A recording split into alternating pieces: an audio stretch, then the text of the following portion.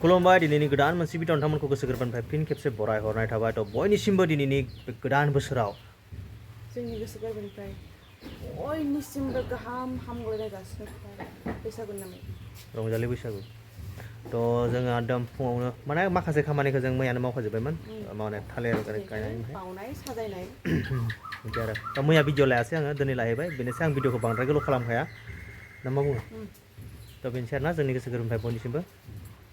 गाहाम हामलायनायखौ जासिहरबाय बयबो मोजाङै जाय माने बैसागु फालियो बिथांमोना मोजाङै रंजालांदो एकदम बरियाहै नङा होमबा फैगोन बोसोराव आरो माने रंजाबावनांगौ नङा होमबा ना मा बुङो सैथो बिदि आरो थ' दे होमबालाय दा जोङो थानसालियाव थांसै